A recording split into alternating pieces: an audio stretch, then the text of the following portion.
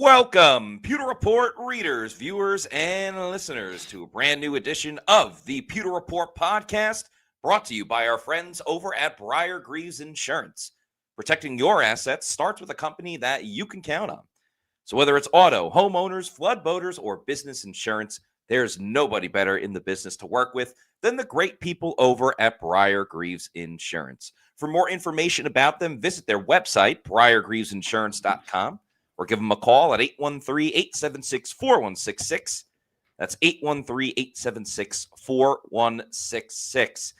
It is a Monday edition of the Pewter Report podcast. Hope everybody is starting off their week well. And let me be the first to say Happy Victory Monday, as Greg DeCruz says as well. That's right. We're back on track with Victory Days. This one happens to be a Victory Monday. We also had a Victory Tuesday earlier in the season, but your Tampa Bay Buccaneers are 4-1.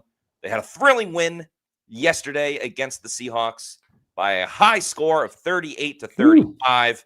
But the Bucs are rocking and rolling, at least on the offensive side, and they are 4-1 on the season. So we're going to talk more about that. Maybe take a little look at what's ahead for this team, and of course, answer any questions, comments, and super chats that y'all may have. So let's get to it. I'm your host, Matt Matera. Joined with me is the face that runs the place at PewterReport.com, SR, Scott Reynolds. Hello, Scott. How we doing? Doing good. It's fun to do Victory Mondays, and we were getting used to that for a while. Then all of a sudden, the Eagles kind of spoiled the fun. But this was a true Victory Monday in the sense that Todd Bowles gave his players the day off. And after a well-fought, hard-earned win on Sunday and a long plane ride home last night, the players got the day off today and then had the really a 2-day off affair because they have Tuesdays off. That's the players' day off in the NFL. So hopefully this team can get its feet back under themselves and get prepared for another slugfest in the NFC. It doesn't get any easier. You go from the Eagles to the Seahawks to the 49ers this week, and then the Lions the week after that on Monday Night Football. So not only will the Buccaneers be facing a 49ers team that is coming off of an extended rest period like the Seahawks were, they have some questions at quarterback. And although we'll get into that more on Wednesday, we're here to kind of talk about whatever you want to talk about, whether it's the look ahead or whether it's the look behind in terms of what happened yesterday. What a fantastic game. The entertainment value this year, win or lose, and thankfully it's been 4 wins and 1 loss for the Buccaneers, but the entertainment value has been there all year long. This is not a boring football team. Yep. Make sure you see your cardiologist on a regular basis. Don't skip that appointment and get your refills on your heart medicine, because this is the cardiac captains of the sea, as one of our Pewter Report TV channel members said in a comment. I forget who it was, so please forgive me, but it's a fun bunch to watch, and Baker Mayfield is the captain of that ship. They are the most exciting team in the NFL. There is no way other way to describe it. Kyle Duke with a great comment says the box office Bucs. They absolutely are. I would pay good money to go and watch the Tampa Bay Buccaneers, but luckily I'm on the Pewter Game Day show, so I'm already watching it in the first place. There's a lot of positives and there's negatives to this game as well, but I think when you win, it's more important to stay positive, especially the way they won. Yeah. And Baker Mayfield said it after the game, too. That's a good football team that they beat yesterday with the Seattle Seahawks. And I think this win was important for so many different reasons. One, you want to get the win and obviously improve to 4-1, which they did. But we talked about avoiding the 2 to 3 game slide, going through one of the toughest parts of the schedule, which they're right in the middle of. And I think at times it's easy to go, here we go again. This is what Tampa Bay does. And I think we were seeing that a little bit with the defense and the issues that they had.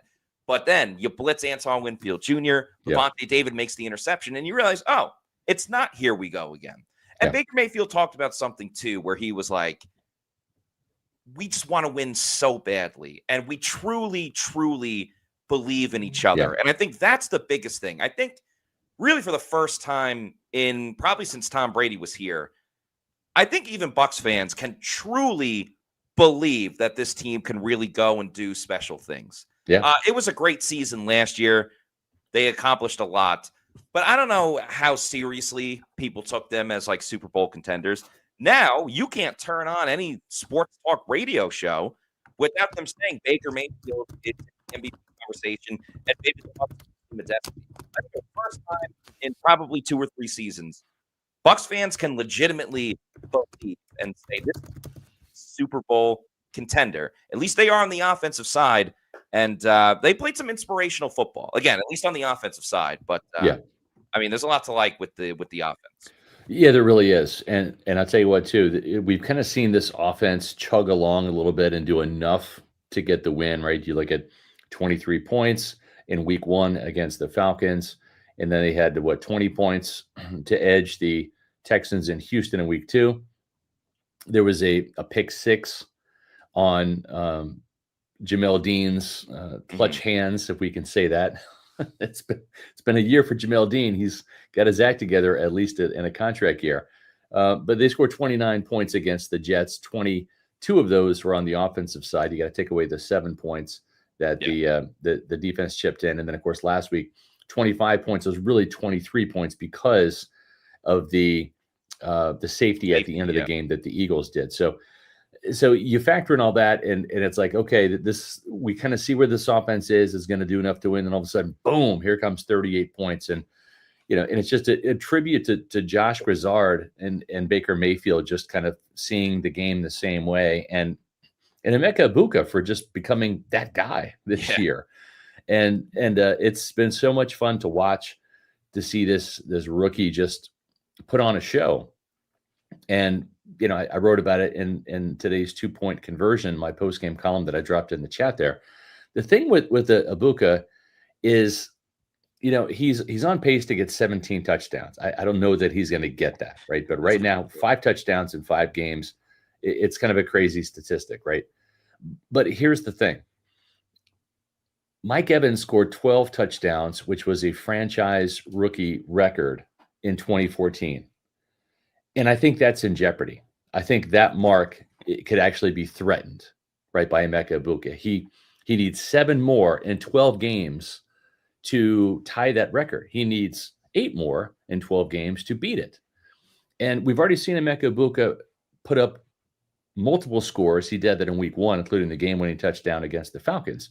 We've seen him score touchdowns consistently. His only game he didn't score a touchdown was against the Jets. Yeah. But so I think if you look at this, not only is that mark in jeopardy, and I'm not saying he's going to get to 17. I'm not going to rule that out either. But you can't at this point. You can't. Exactly. You can't. But because he keeps getting better. Every game is the better version of Emeka Egbuka. But what I will say is this. Mike Evans has the single season franchise mark for touchdown catches with 14. And that happened in 2021. It's not out of the equation that he not only beats Evans' rookie record, that he actually beats Evans' single season touchdown record. I mean, that's kind of absurd to think about. It'd be one thing if he does this a couple years down the line, Matt. Yeah. But I mean, he's a rookie, and he is. We knew he was going to be good, Matt. We saw it in training camp. We saw this guy was going to be really good, and we figured, all right, Chris is not going to play for the first maybe month of the season. He's going to be the guy opposite Mike Evans in these first couple of weeks. And honestly, he was kind of as good as expected. But these last couple of games, he's just made some plays, especially just kind of being the number one guy for, start to finish in Seattle, and just dominated. Every quarter, he was making catches and picking up first downs and putting a key touchdown on the board, then a 2-point conversion. There's no telling where this guy's rookie season can end. I mean, it might be a franchise-setting season for catches, or yards, or touchdowns. I don't know, but there's no ceiling on where this guy can get to this year, because he has just been an absolute phenom. This season's going to end with hardware. I'll tell you that, because he's going to win Offensive Rookie of the Year. Now, hopefully, it ends with some more hardware with a Lombardi Trophy as well. And wouldn't it be something? We spent a lot of the offseason, and rightfully so, talking about Mike Evans and breaking Jerry Rice's record for 1,000 yards if he can get it this season. And we'll still talk about that when Mike comes back. He's going to need some monster games, but I think at this point, we know that we can never count out Mike Evans. But Wouldn't it be something if Mike Evans reaches 1,000 yards this season, and then at the same time, Egbuka is breaking his rookie record, Mike Evans' touchdown record, and it's just a season of records. Yeah. I don't want to like overhype what Egbuka has been doing, but it's tough not to as well. Like, he had a bonkers game yesterday, really game. And he was, what, 2 yards short of having another multi-touchdown game like he did in week 1. It's one thing when rookies burst onto the scene and come onto the scene. And we saw it firsthand in 2020 when the Bucs drafted Tristan Wirfs in round 1 and Antoine Winfield Jr. in round 2, and they immediately hit the ground running. And then we saw it, pun intended, with Bucky Irving last season. I mean, it's ridiculous what's going on. Kudos to Jason Light. Again, there's a lot of drama around the pick because it wasn't a defensive player. I'd still argue the Bucs addressed defense with the rest of the entire draft until Tez Johnson in the 7th round. But what a rookie wide receiver duo this is going to be. Tez Johnson certainly had a great game too. Here's the thing: when you have greatness that is a year, 2, 3 years away from leaving the building, right? I mean, Mike Evans is not going to play forever. Chris Godwin's already 29. He's got 3 years left in this deal. Is he going to be re-signed at age 32? I don't know. I don't know what the future holds for Chris Godwin. But it's kind of scary for Bucs fans and for people that cover this team because Mike has been such a constant. Yes. A constant form of excellence on offense. And at times he has been the offense, regardless of who the quarterback has been, right? Whether it's Mike Glennon, Josh McCown, Jameis Winston, Ryan Fitzpatrick, like whoever it's been, he has been the constant. He has been the guiding light through the darkness, and he has been the shining light on the biggest stages like the Super Bowl and the NFC Championship game and those games where he was catching passes and picking up yards and touchdowns from Tom Brady. But it's a little scary to think about, when greatness leaves the building, like what is life after Mike and Chris going to look like? And that's so hard. Like, it was hard, I'm sure, for Jason Light to imagine, holy crap, Tom Brady's retiring. Right. Like, we got to find a quarterback. And then you get a guy like Baker Mayfield, who just turned 30, probably has, I would say, between 3 to 6 more very good / great seasons left. And Matt, you look at this wide receiving core, Egbuka, Tez Johnson, Jalen McMillan, they've already got their wide receiving core for the future today. And they're playing with Mike and Chris. Yes, the future is here. The future is now. And then it's going to be there in the future too. It's crazy to think. It's one thing to sit and say, okay, well, we found one guy, to replace either Mike or Chris, and Jalen McMillan, down the road. But now they've got 3 guys that show incredible promise, that are young, that can grow together, that makes Baker Mayfield feel really good about not just this season, but his next contract too. It's just stunning. We always give Jason Light so much props for drafting great offensive linemen, and he has. That's his superhero power, his mutant ability. But man, he has found some wide receivers too.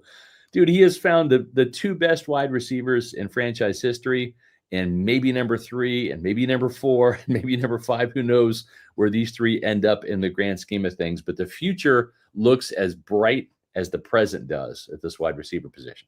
Oh, it is. I need to put sunglasses on because it is shining bright with this group. And forget the fact that they're all fantastic football players. Yeah. The caliber of people that they are too. I mean, it is so hard to find wide receivers that aren't divas. It's just the nature of the position, and you see it. I mean, look at the Philadelphia Eagles. I know they lost yesterday, but they were undefeated, and their biggest storyline is not, oh, hey, the defending Super Bowl champs. There's no Super Bowl hangover. It's oh, A.J. Brown's not getting the ball. Devontae Smith's not getting the ball. Right. That's the biggest thing. And Todd Bowles said something today. He talked about how Egbuka is so grounded. And Egbuka also talked about how he came to the perfect situation with Mike Evans, with Chris Godwin Jr. He's a rookie, but he doesn't carry himself like a rookie. He's all about business.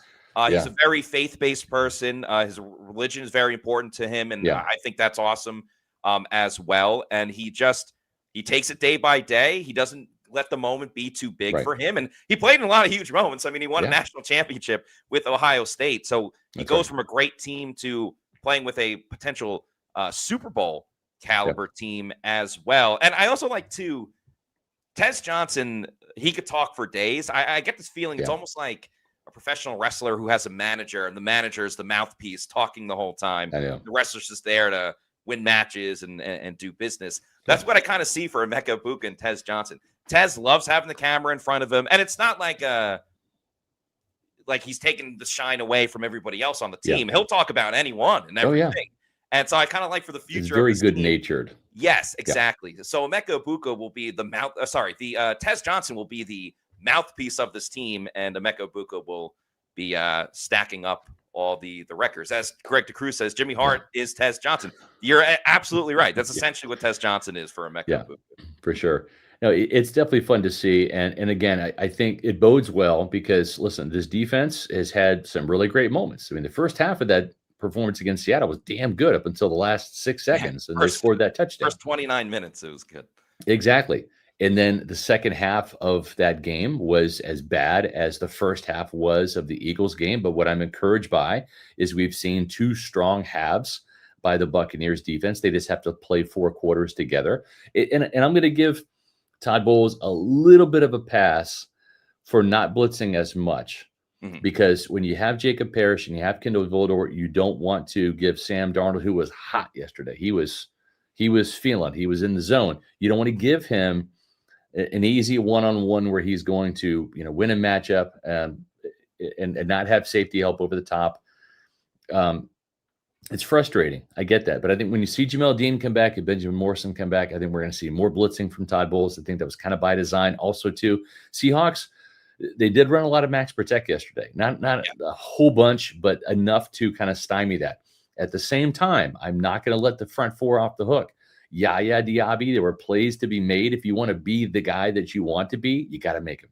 You got to get that pick 6 at the goal line and walk it into the end zone. You got to make that play. You and Hassan Reddick, one of you, on 4th down, you're right there. You're touching Sam Bradford. You got to get him down and get that sack on 4th down. Instead, he throws the ball for a completion, picks up the first down, they end up scoring a touchdown. So this front 4 is not good enough right now. It's not on a consistent down in, down out, game in, game out basis. And it's a little frustrating to see right now. I mean, I'm hopeful that this unit can come up with some better pressure. I don't feel like they're winning their one-on-ones the way they should. I don't buy the Todd Bowles excuse, well, the ball's getting out quickly. We saw Sam Bradford chuck the ball down to Sam Darnold, chuck the ball down the field several occasions. And he was holding onto the ball for 2-3 seconds on some of those. It wasn't just a quick wide receiver screen or a dump off to a back. There was time for the front 4 to get home, and they didn't. So I'm going to look at both sides of the coin here and say, got to do better. At the same time, I understand why Bowles didn't blitz as much. But, Matt, I think that this defense has to rely on the blitz a little too much because they can't get home with their front 4 on a regular basis. Yeah, I think the Bucs are going to revert back to what we've seen over the past 2 or 3 years when they haven't had a true blue dominant pass rusher on the edge, which is they're going to have to manufacture pressure. And the way that Todd Bowles manufactures pressure is either, blitzing the defensive backs, which has been very successful this season. That's why Levante David had the big interception with blitzing Anton Winfield Jr. So it is a problem not getting home, but it's also a story that we've seen before. That's right. The Bucs still end up top 10 in sacks when it's all said and done. I'm not exactly sure where they are right now with that number. But Yaya Diaby's been a disappointment. He's had some moments, but they're not consistent enough. And at this point, Yaya Diaby is hanging on the line of being a outside linebacker 2 on this team. The goodwill of what he did his rookie year, it's over. All right. That was 2 seasons ago. He hasn't improved since then. And Hassan Reddick had a good week 1. He's been invisible ever since. And obviously the missed sack on that play that you just brought up before, that really magnified it more. So I am concerned about generating that pass rush. What I'm not concerned about is that Todd Bowles will find a way to get that pressure. It's just going to come from blitzes. So how do they respond that way? I think right now the Bucs are still with 10 sacks right through 5 games. That's 2 per game times 7 days, 34 sacks. And this is a team that has been around 47 sacks. And I know sometimes they come in bunches, and that won't be their final number. It'll be closer to 45 or whatever. But I was hopeful that this team would have 50 for a change under Todd Bowles, and the loss of Kalijah Kancey has been felt. And he's going to be missed all season long. And I think David Walker is someone that this team could have used as another guy coming in, because the pass rush goes from bad to worse when Yahya Diaby and Hassan Reddick are in, and then they're out, and you have Anthony Nelson and Chris Braswell there. They just don't do much at all. But we do something at 420, win or lose on Mondays. It's something that we love. We love our fans, and we love hearing from where you guys are. It's a thing that we've kind of coined the phrase. What is it? Roll. There it is. Yep, we love doing roll call. We try to do it every Monday, and it's even that much better when it's on a victory Monday after the Bucs win. But we have awesome fans all across the world, and we love interacting with our fans as much as we possibly can. So one way we do that is through roll call, where one of us will go in a conversation about your favorite team, the Tampa Bay Buccaneers. And if you want to start putting in the comments where you're watching the show from, we'll put it up on the screen and give a couple of personal shout outs as well, because it is really cool to see where everyone's watching from, especially some international ones. Are you local? Are you somewhere else in the States? Are you on the West Coast? Or are you international? So I want to talk about the man on the screen there. There's a couple guys on the screen there, but the one in the middle, Rashad White. And we spent this show early on giving some players flowers. Baker Mayfield, he's in the MVP conversation, probably number one after the Buffalo Bills lost. Egbuka, Offensive Rookie of the Year. But an unsung hero in the game for the Tampa Bay Buccaneers, and who's been very important to this team for several seasons now, is Rashad White. If you look at Rashad White's stat line, it's not going to pop out to you. He ran 14 times for 41 yards. That's a 2.9 average. That's not stellar. He had 2 touchdowns, which was really nice. And he was a factor in the receiving game, had 4 catches for 30 yards, an average of 7.5. But Rashad White was able to pick up the slack with Bucky Irving not available for this game. And it looks like he's not going to be available for the next game as well. The importance of having another guy ready to go is paramount in this league, especially at the running back position too. And Rashad White would have every reason to be pissed off with Bucky Irving coming in, taking his spot, being the number 1 running back. And everybody loves Bucky Irving. We've been at Raymond James Stadium. Everyone's going, Bucky, Bucky, that's right. Bucky. Rashad White has never pouted. He's one of the chillest guys in the locker room. He's welcomed Bucky Irving with open arms. And he's not saying, oh, this guy's taking my spot. He's saying, this guy's going to help us win. So now Rashad White gets an opportunity to be the number 1 guy, to be the RB1. And he does a little bit of everything. I love gritty football players. Baker Mayfield's definitely a gritty football player. And having grit is just being able to get the job done when the odds are stacked against you. Things might not be going your way, but you still gut it out. You still tough it out. And to me, that's what Rashad White is. I just mentioned his stats a moment ago.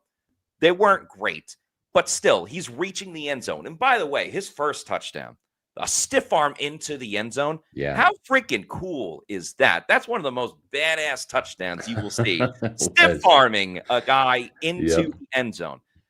The way that he puts everything on the line for this team is so, so important. Rashad White could have got 1,000 yards a couple years ago. Why didn't he? Because when they were running the football to seal the game, he stopped short after getting the first down to stay in bounds, let the clock run, and the Bucs won the game.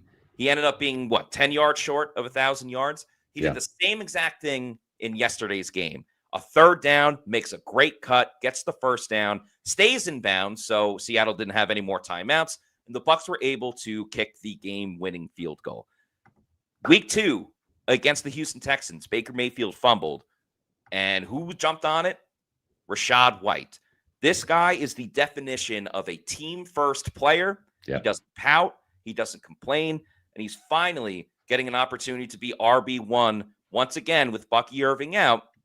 And he's taking advantage of it, And I just want to give him a shout out because he's so important. He's great on third downs. He'll take on blitzers like nobody else in this league at the running back position.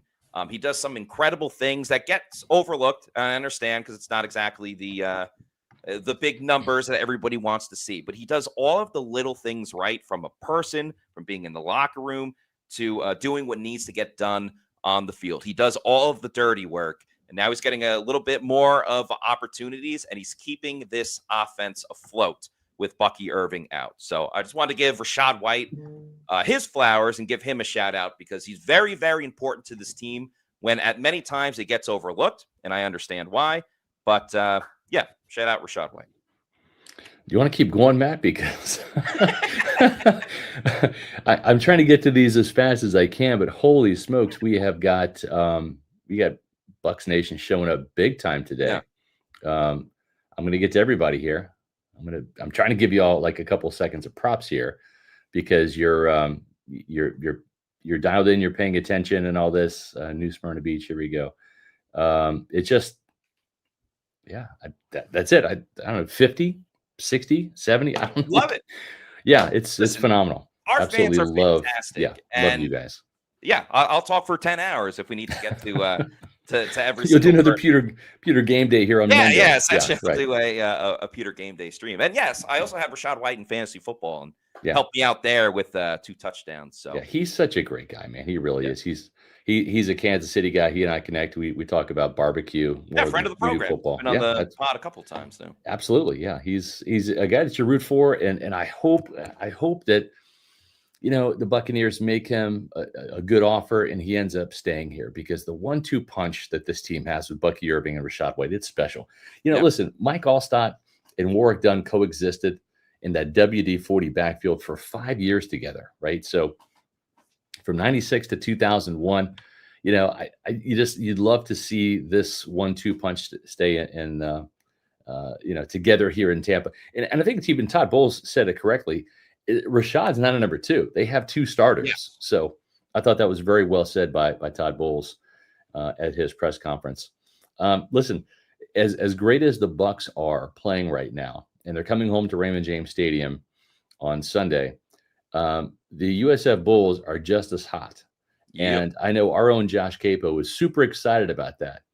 Bailey Adams, who's from UCF, not so much because of the war on I-4. But Josh Capo, he's super happy that USF is winning and winning decidedly at Raymond James Stadium. They're undefeated.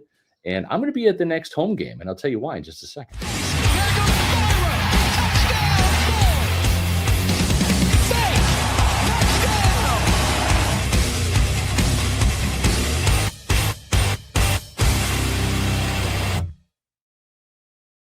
That's right. So the next home game, Saturday, October 18th. And that kickoff has just been announced today. 7:30 kickoff. So another night game for the USF Bulls as they take on the Florida Atlantic Owls. That's their homecoming game. You can click on that barcode that you just saw, the QR code on that video, or you can go to usfbullstix.com to purchase tickets. My daughter Jillian she goes to FAU. She's a cheerleader. So I'm going to be at this game at Raymond James Stadium. But my allegiance is going to be a little torn because I've really come to like this USF Bulls football team. And they've been a great sponsor with us. And I'm not saying that Pewter Report's the reason why USF has its act together this year and is careening towards not just another bowl game, but maybe even a playoff appearance. But I'm not going to rule it out. I'm going to give Alex Golesh his due, though. He has got this team playing some great, fun football. So if you got nothing better to do on Saturday, October 18th, go see Tampa's team, the USF Bulls, as they take on the FAU Owls at Raymond James Stadium homecoming. That is a 7:30 kickoff. The interesting thing is there's some bad blood. Now, the coaching staff at FAU has changed, but the last 2 games, there has been some serious bad blood between FAU and USF. So there's a little bit of a rivalry here that's kind of forming. FAU came into USF's stadium and ran up the score big time 2 years ago. Alex Golesh returned the favor, ran up the score, didn't even shake the Florida Atlantic coaching staff's hands after the game. And I loved it. I thought it was kind of a badass move. Yeah. So new coaching staff down there at FAU, maybe not the bad blood, but I think the players will have some bad blood as these two teams meet. Maybe FAU is replacing UCF as that rival in conference, but really fun game. Can't wait to see it. Yeah, people don't forget. And I think USF is ranked now. I think they're 24. 24. Yeah, so Yep. shout out to them. Yep. Shout out to everybody that is super chatting us and all that fun stuff. We got a lot to get to. So Yeah. let's have at it. First, we'll start with James Jeffrey, who just became a Pewter Report YouTube channel member. Thank you so much for your support. Welcome to Pewter Report TV. Mark Fisher, thanks for the $4.99, says, we are 4-1, but barely. Our wins all have problems, but so many injuries. Special teams aren't. Our kicker is. So how do you feel going forward? I'm good. It's hard to win in the NFL. It just is. You take the wins when you can get them. As Todd Bowles says, you never apologize for winning, and you shouldn't. I like this win against Seattle better because I think it's a more quality win than some of the others that they've had. And now we're seeing the Houston Texans kind of rise up and not be maybe that team that, I was like, are the Texans going to be even good this year? Was that kind of like did the Bucs beat a bad Texans team barely on Monday Night Football? Now, I don't know. I think the Texans, I think the Baltimore Ravens are bad. That's for damn sure. But the Houston Texans seem to have their act together. It's going to be interesting to see where all of these teams' records shake out. We know the Jets' record's not going to be great. We know that now. You and I can agree on that. But the Falcons and the Houston Texans, we'll see where their records end up shaking out. I think the Eagles are going to be good again. Seahawks look like a really quality playoff caliber team. And I think the 49ers coming in, this is going to be a really rock'em sock'em game too. I'm looking forward to seeing if Tampa Bay can get over the 49ers hump. They've lost 3 games in a row to San Fran. They have. The 49ers have been a major issue for Tampa Bay over the past couple of seasons. And, this isn't like college football where you need style points and stuff like that. A win is a win. So, right. At the end of the day, when you look at the Bucs record, whether it's 4-1, whether they go 10-1 or whatever the case may be, you're not going to have a lot of people say, well, they only won on a game-winning field goal against the Jets, and every single game comes down to the wire. Beats the alternative. It exactly beats the alternative. I mean, we saw an upset last night on Sunday Night Football with the Patriots defeating the Buffalo Bills. So you never know when a team will find it and have everything clicking. And that's why it's called Any Given Sunday. And how about the Titans coming back in the fourth quarter? That was the most bizarre game ever. That touchdown that they had on the interception and the guy fumbling at the goal line. I thought the Fighting Dave Canales were dead to rights. They were down 17-0 at home to the Dolphins, and they came back and won. Crazy times in the NFL. No, exactly. Paul, a.k.a. OG Baker Bro, thanks for the $5, says, is Baker the MVP because of Egbuka, or is Egbuka Offensive Rookie of the Year because of Baker? Is either this good without the other? Is Egbuka now wide receiver 1, even when Mike returned? So a little bit of a chicken or the egg type. Yeah, I think it's both. I think they're both helping each other out. This is not a Johnny Manziel, Mike Evans thing at Texas A&M where, I'm going to give Johnny his due. He was a spectacular college quarterback. His game and his work ethic didn't translate to the NFL, right? But you can run around against redshirt sophomore pass rushers, and you can throw jump balls to 6'5" Mike Evans as a sophomore against 5'10" corners and look really good and win a Heisman Trophy doing that. This is a different level of football. The passes we've seen Baker Mayfield throw and connect to Egbuka. I mean, that touchdown to me right there, Matt, was so reminiscent of the one that Egbuka caught. Yeah, in Atlanta. In Atlanta, right, for the game winner there. So I'm just absolutely in firm belief that these guys are both good and they're both helping each other, and that's great for Tampa Bay moving forward. Yeah, and they've both been successful on their own in different areas. Now, obviously, Egbuka, it's his first time in the NFL, but we saw him look great at Ohio State. And all-time leading receiver. I mean, think about that. All of the receivers that come out of Ohio State, he's the number one guy. 205 catches, 2,800 plus yards. I mean, no one has caught more passes for more yards at the Ohio State than Egbuka.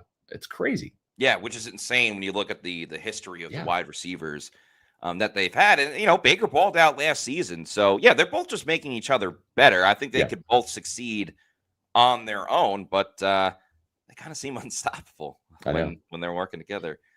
Paul, aka OG Baker Bro, with another super chat. This is $2. Thank you very much. Says Yaya is overrated. Change my mind. Yeah, I can't change your mind. Right now, again, if you want to be that guy, what I mean by that guy is a starting franchise type, big money contract guy, and you want to be a double-digit sacker, you're letting opportunities slip out of your hands. And he had an opportunity to get a sack on 4th down. He had an opportunity to make the best play of his career, getting a pick six. The ball literally hit him right in the hands. He got his hands up. He recognized it, but and I understand that ball's coming out hot, right? It's hard to catch. You stand in front of a jugs machine 10 yards away and try to catch the ball. Yeah. You got to be about an NFL player to do that. He's not a wide receiver or a tight end. He is an outside linebacker or a pass rusher for a reason.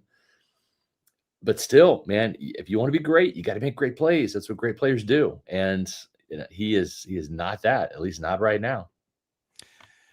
I said it earlier, so I'll say it again, but I think the hype around Yaya goes back to his rookie season, and he hasn't been able to recalibrate that once again. And I don't know if he ever will. Yeah. Yaya Diaby is somewhere. I wouldn't say Yaya is a jag, just a guy. Right. But he's not a game changer, and he's not a difference maker. You know what? He kind of reminds me of Carl Nassib, who was a 6 to 6.5 sack guy. Good, okay guy. You want him on your team. It's not like you want to get rid of him, but you're looking to upgrade. You're looking for a guy that's better than Carl Nassib. He's a little bit better than Anthony Nelson. Yeah. Really, at this point. Hezo813, thank you for gifting 5 Pewter Report memberships. That's awesome. Thank you. Appreciate that and grateful for all of your support. King James 813, thanks for the $4.99 super chat. Says, sizzle your bacon and fry your eggs, ladies and gentlemen. Bacon and eggs coming to a stadium near you. I bet we see some type of merchandise with Baker and Egbuka. Baker will wear some funny shirts. He had I think it was Baker and Chris Godwin Jr., the Step Brothers photo with the two of them. So yeah, we could be seeing something like that. Yeah, I'm not a huge fan of that, if I'm being honest. And really, I'm just saying, because like Egbuka, there's no G in it. There is a G when you spell it, but not when you say it. So I see what you're saying. Yeah. I get that part. I like Egbuka, like he's scary, he's terrorizing I like that defenses. Too. Yes. Spooky season. Yeah, for sure. Yeah, especially with Halloween right around the corner. Cassera, thank you for the $4.99 super chat. Says, keep in mind, 8 touchdown peak Jalen McMillan never played with a healthy Chris Godwin Jr., nor did he play with Offensive Rookie of the Year, Egbuka. Add a healthy Chris Godwin Jr. and Mike Evans. Yeah. Just imagine all 4 at their best. That is dreams will become a reality, which is insane. But that's the reality the Bucs have. They just need to get healthy. Luke Gedecke's around the corner. Mike Evans around the corner. Patience. You know what I love about Baker Mayfield too is he throws to the open guy. He doesn't force the ball. Like we would see Jameis Winston get locked on tunnel vision to Mike and chuck it up, and force, interceptions because he's trying to force the ball in there. And so when you have those guys in the field together, or some kind of, representation of that, whether it's 4 wide or one of those guys is gonna have to be on the sidelines on a given play. But when you have that talent on the field together, it reminds me of what Tom Brady had to work with when he had Mike and Chris and AB and Gronk, right? Where like one of those guys is going to get a really favorable one-on-one matchup. And all Tom Brady had to do is figure it out and find it and throw it. And I see Baker Mayfield kind of doing that too. And I think we're going to see Grizz when J-Mac comes back, because Grizz is a big J-Mac fan. Big. We had him on the Pewter Report podcast, and he said Jalen McMillan's the guy that kind of, is going to be a big player in this offense, and he's out until December.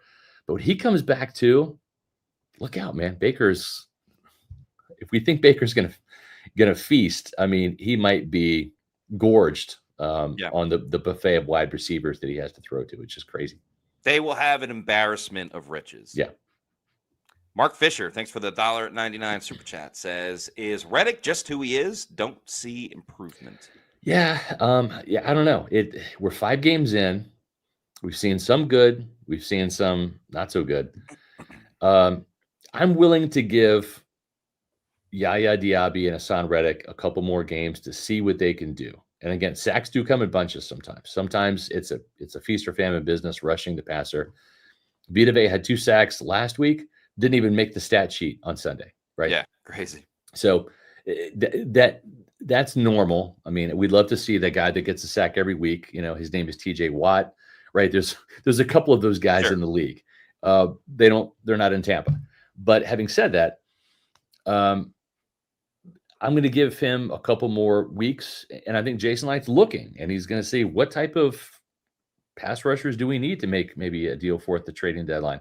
I'll say this, for you people that want Jason Licht to make a deal, every single win that this team gets and proves that they are a legit NFC powerhouse, and they're right there, then you're going to see Jason Licht, I think, start to get a little itchy trigger finger on a trade, because you want to add more fuel to the fire in that situation.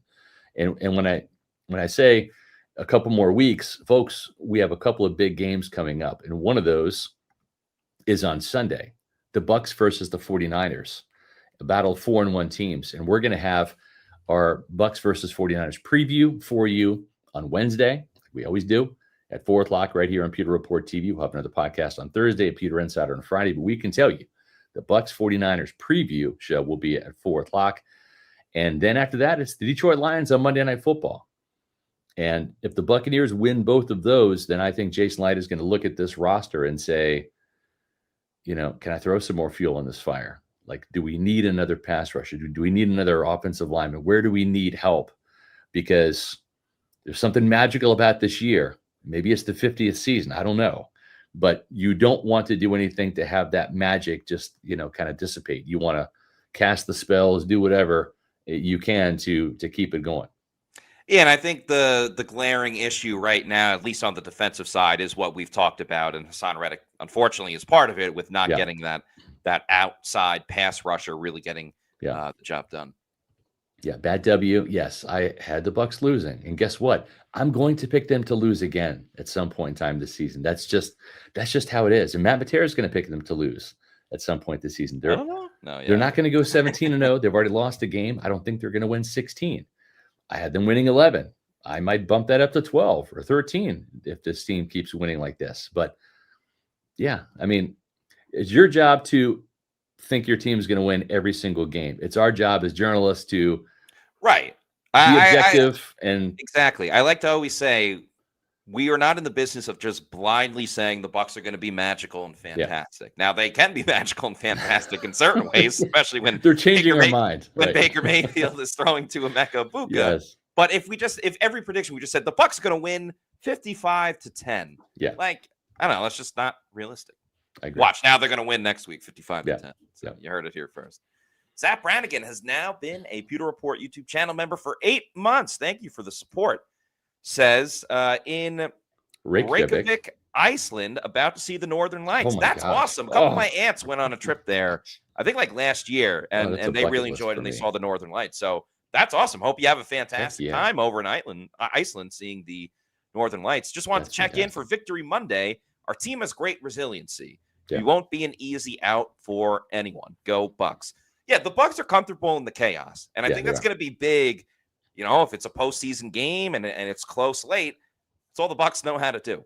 So they are comfortable in the chaos. Bucs fans, since Leroy63, thank you for the $5 super chat, says, what do you think of Jacob Parrish? Seemed a little grabby, but is that the norm or just referee ball? McCollum, up or down? Morrison? I want to see Zion become a better run defender on the outside. Sometimes I think he lets himself get blocked a little too much.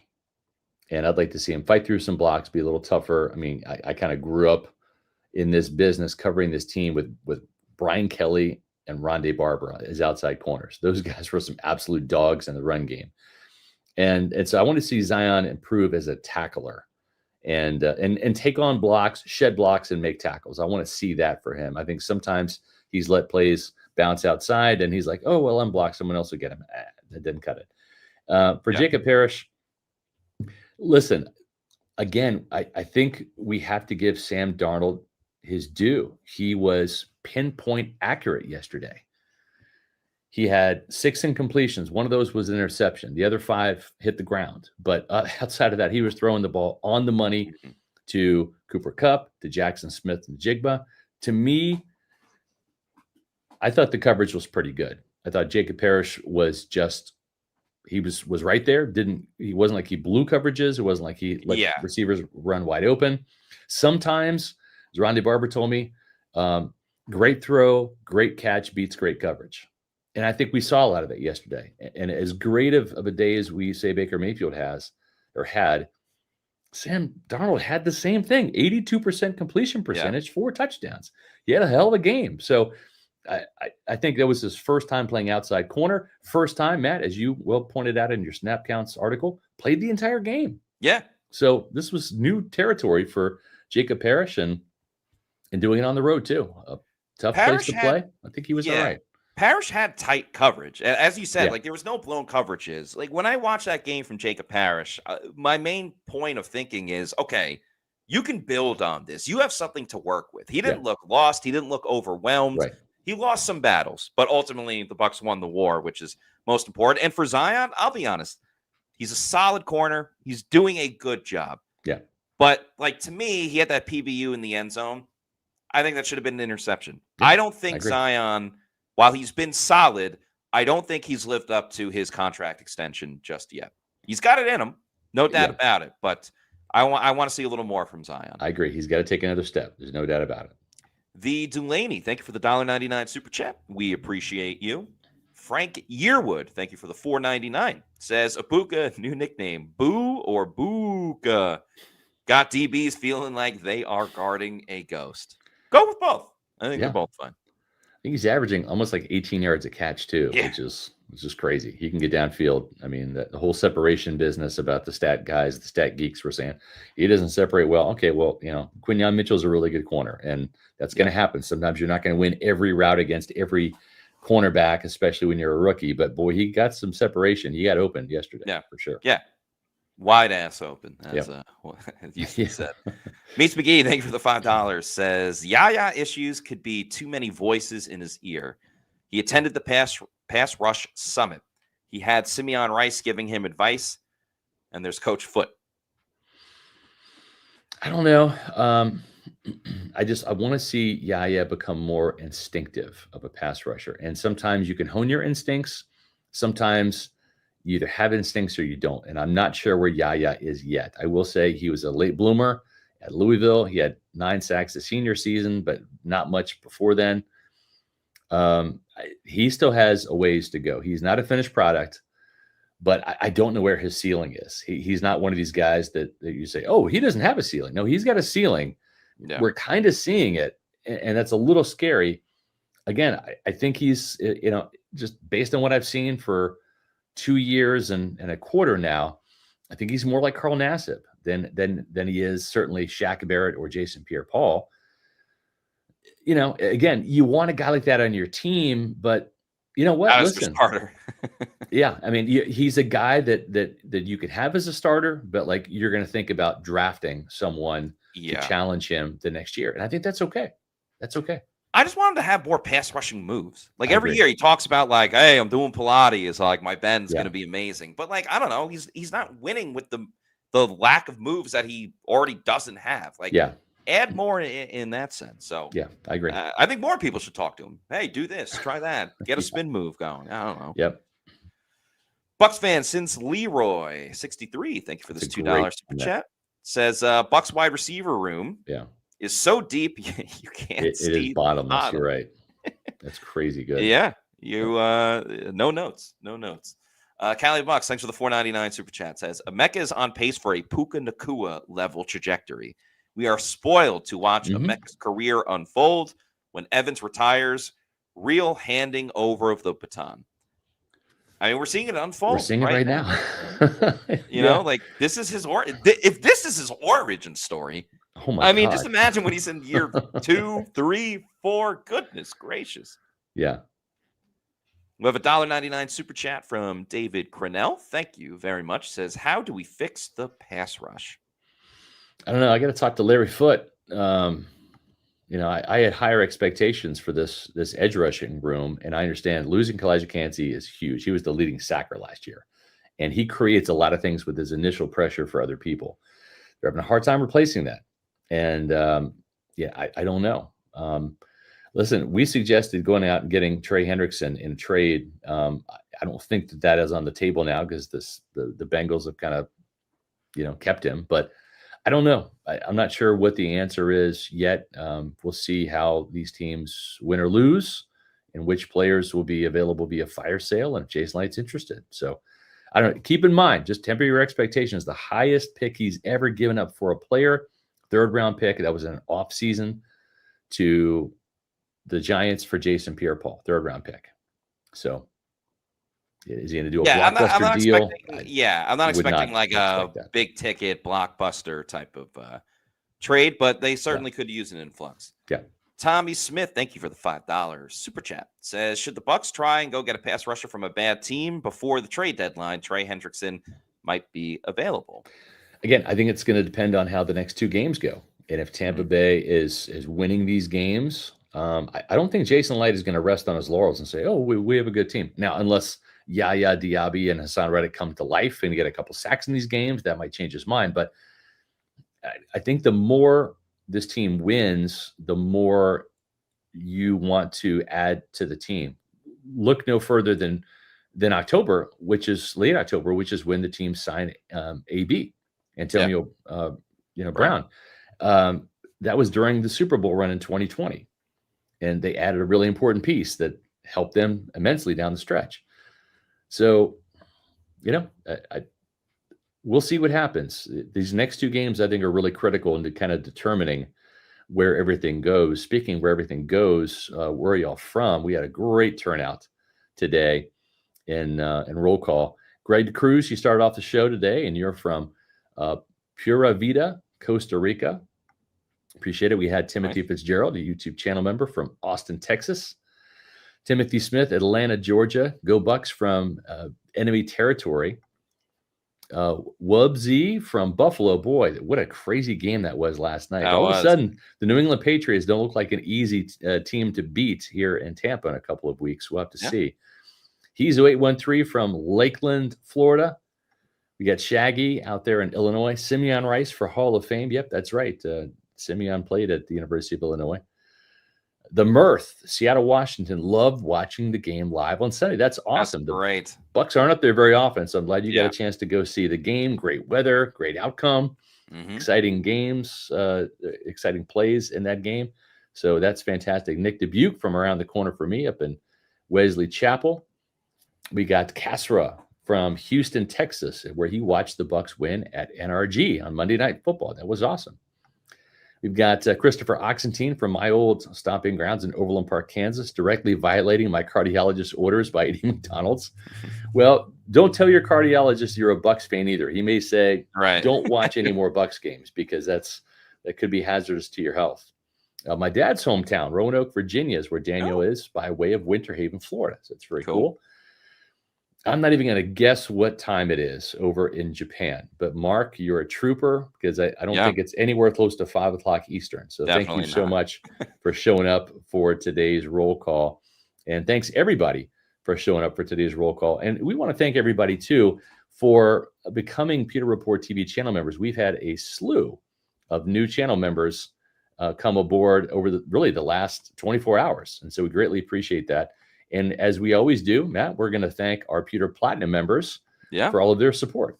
Yes, thank you very, very much to Scott Federico, Rayful Gordon, Noah Parr, Scotty J, Dave Anderson, Hezo813, Ash Fishpool, Joel Elrican, Sam, John Dale Morris, Zap Brannigan, RP89, Connor Four Reels, Kevin Thomas, Leighton Carter, Brandon Riley, Alec Bickler, Nick Dubuque, Zach Jarvis, Mario Thomas, Eric McMillan, Dominic Tarantino, HK Bucks, Brayon Pinkney, The Real Maverick, and The Guy is Gifted. Thank you so much for all of your support of PewterReport.com. We appreciate you being Platinum members. And, of course, we'll have the Pewter Insider on Friday at 1:30 for Platinum and Premier members. So thank you, everybody. Definitely. Let's get back to these. Couple more super chats. Yeah, Bucs Basement with a $2 super chat. Thank you. Says, even with this win, I'd still fire the special teams coach. If there's another block punt, that could happen. But as we discussed in yesterday's show, this looks like it'll be the last season of Thomas McGahee, barring a drastic change of events of pretty much everywhere on special teams, except for Chase McLaughlin. I'm just scared of punts and kicks now. I'm scarred by what's already happened. Bucs Basement, thank you for this $5 super chat. Says, if I'm Jason Light, I'm using this deadline to go get a pass rusher. Bengals are spiraling. Dolphins, Titans, there's teams that have quality players. Yep, it's all going to come down to price. Jason Light has done a really good job of drafting players. So he looks at draft picks as hits for future players that will be on rookie deals, cheap labor, right? So kind of a double-edged sword. You don't want to give up collateral that you believe in, that you believe can be the next Emeka Egbuka, right? Or the next Graham Barton or Bucky Irving. At the same time, though, Super Bowl window is open. And if you're leading the pack, you want to make sure you cross the finish line. And so maybe this is the year he kind of bucks that trend a little bit. It's going to be very interesting to see. And I'm curious to see if the Bucs do make a move and who it's for and what the compensation level would be. If the Bucs would have lost yesterday and they split one of these next two games and that kind of seemed like a little bit of a fringe NFC team, might be a different story. But if they win one or both of these next two games and they're still in that front runner status when it comes to the NFC teams, again, I look for Jason Light to put the foot on the pedal and see where this thing goes.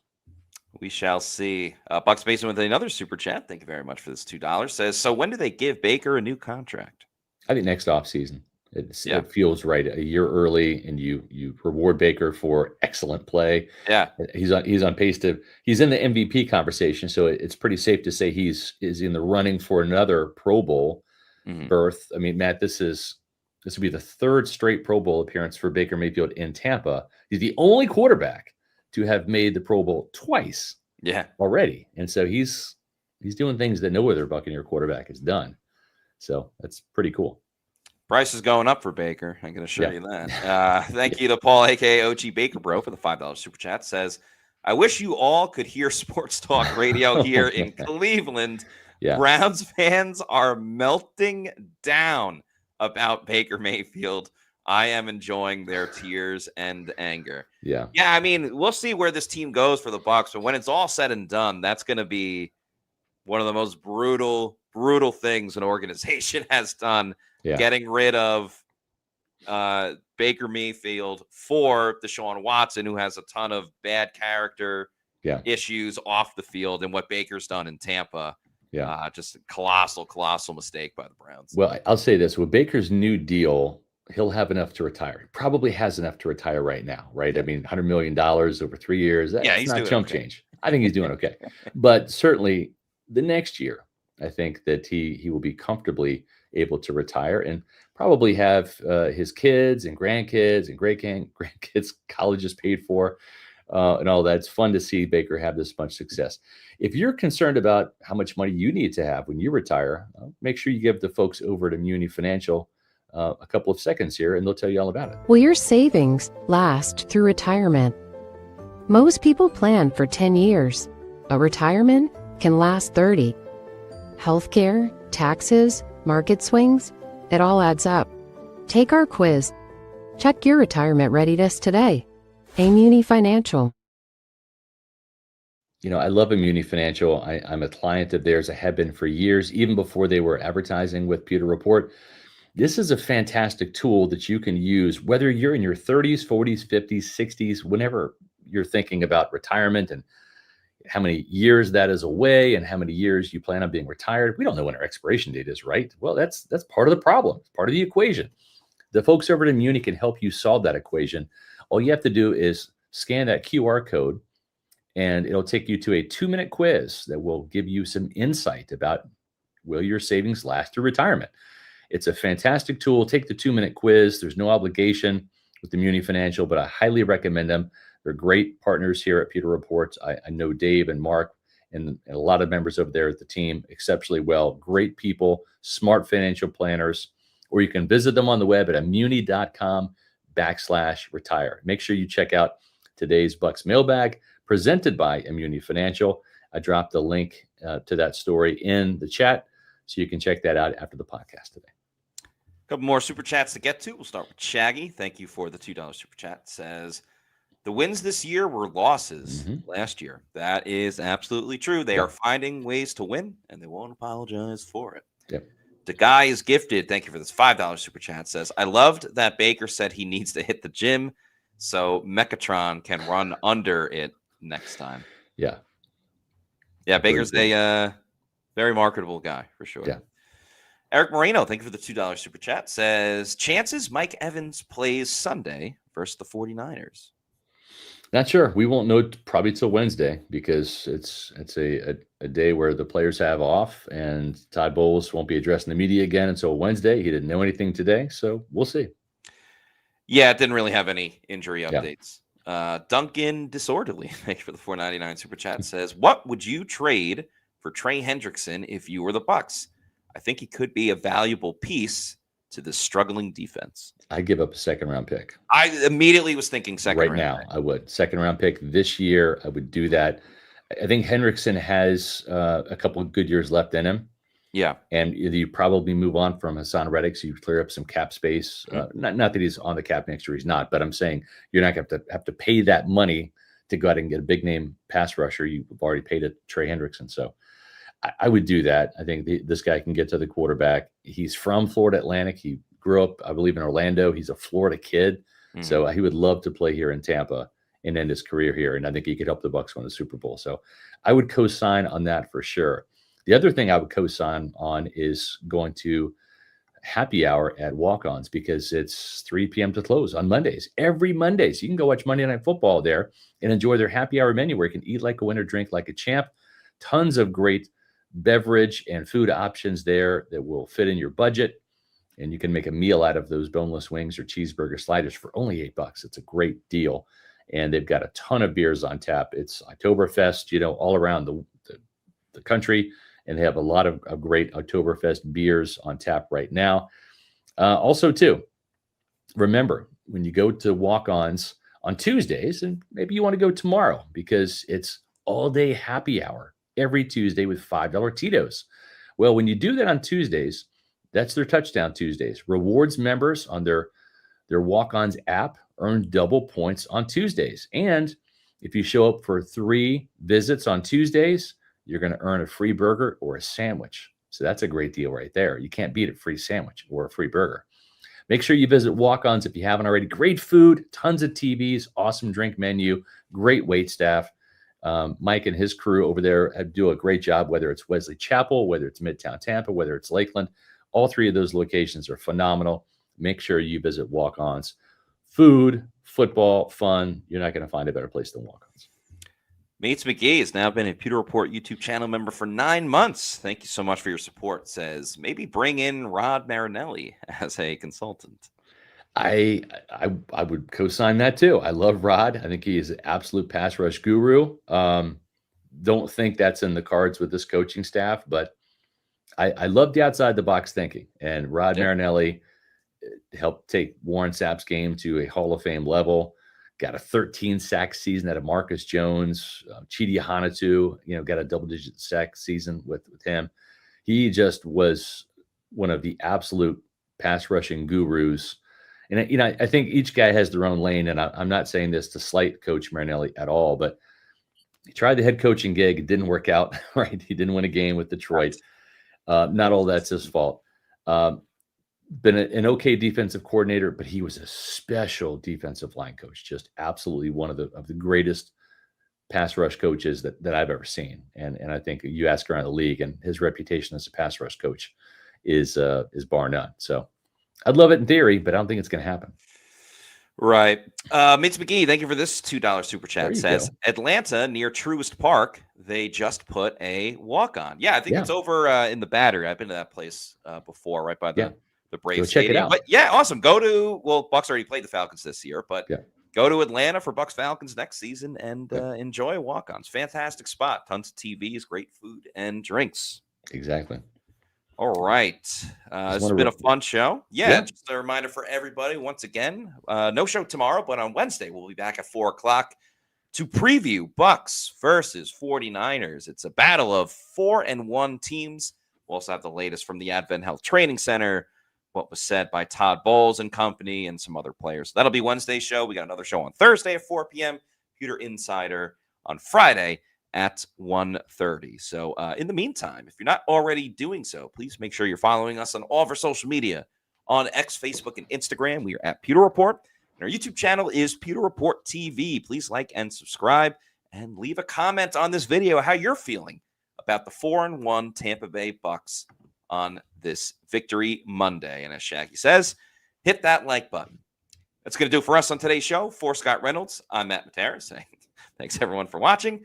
And we'll see you soon for another edition of the Pewter Report podcast. Out.